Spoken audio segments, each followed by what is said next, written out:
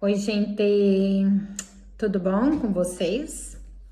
Para quem não me conhece, eu sou Estaela Santos, sou palestrante, empresária na área da sexualidade, tá? E hoje eu vim falar um pouquinho para vocês sobre casais que vivem juntos, mas não têm uma vida sexual ativa.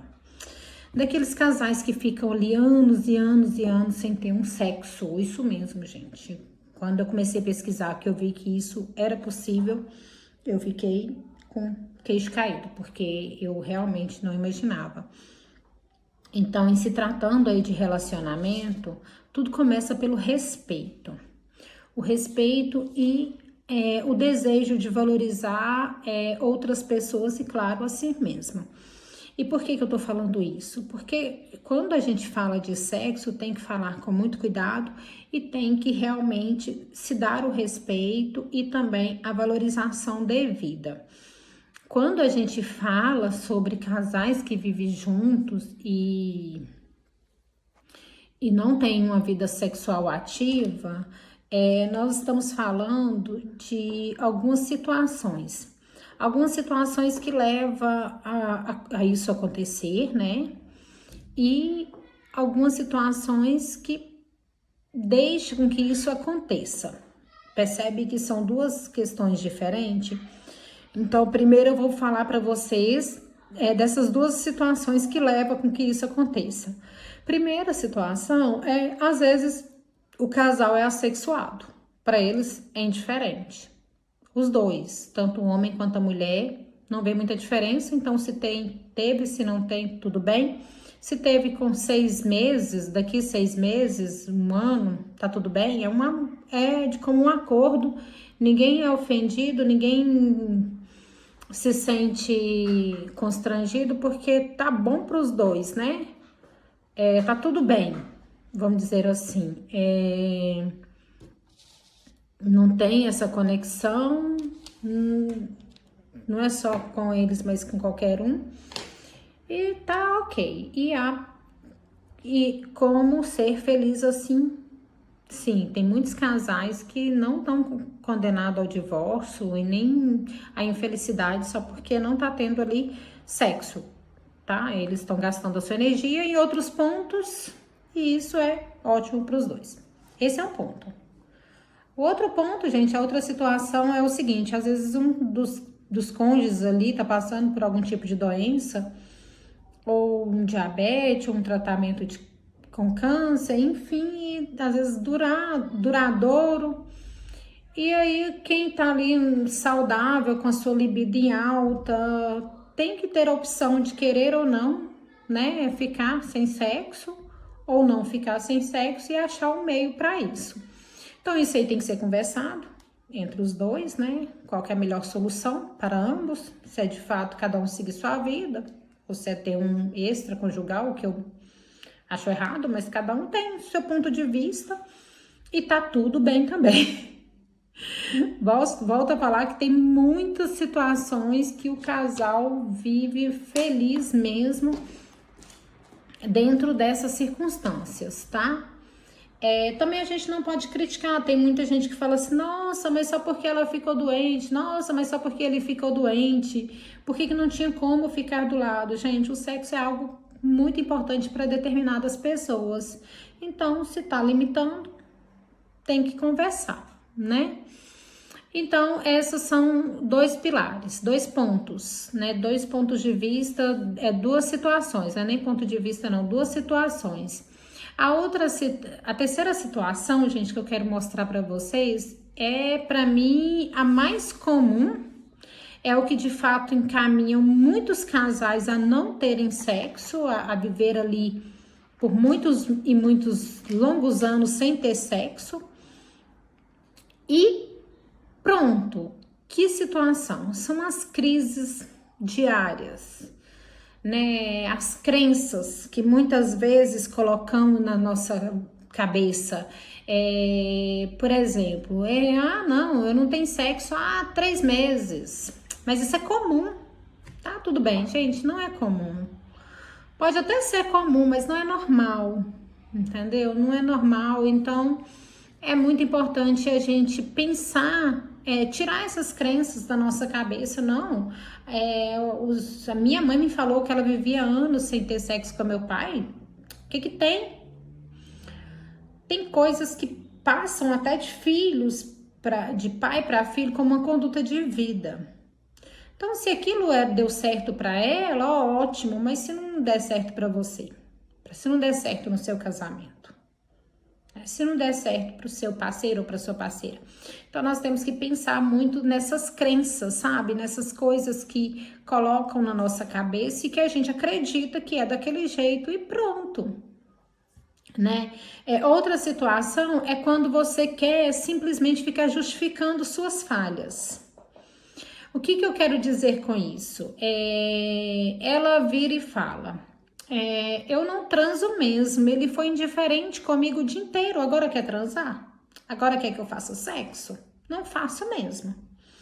Então, é uma justificativa da sua falha, entendeu? Você tá falhando com o seu parceiro quando você decide não transar.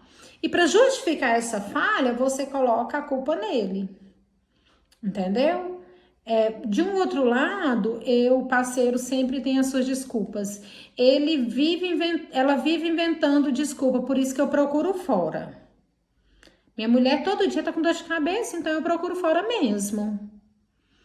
E a gente acredita cegamente que aquilo é uma verdade, mas não é uma verdade. Você está simplesmente justificando a sua falha. Entendeu? Então você procurou fora porque você quis procurar fora, não foi porque a mulher te deixou de fazer. Até porque quando quer procurar, pode fazer de todo jeito que ele procura do mesmo jeito. Você não quer fazer sexo é porque você não quer fazer e não porque ele te irritou o dia inteiro e não porque ele foi indiferente com você. Sabe por quê, gente, que não é verdade? Que se ele foi indiferente com você, se ele foi grosso com você, o que você tem que fazer? Conversar. Conversar. Não é deixar de fazer. Entendeu? Então, percebe que muitas vezes você está justificando uma falha sua. Não é simplesmente eu não quero fazer e pronto. E com isso, o sexo vai sempre ficando para depois, vai sempre usando o sexo para qualquer situação. Ai, eu não vou fazer porque eu tive filho. Ai, eu não vou fazer porque o meu menino adolescente. Gente, preste bem atenção. Filho muitas vezes demora 30 anos para sair da casa do pai, dos pais. Filho é filho para sempre.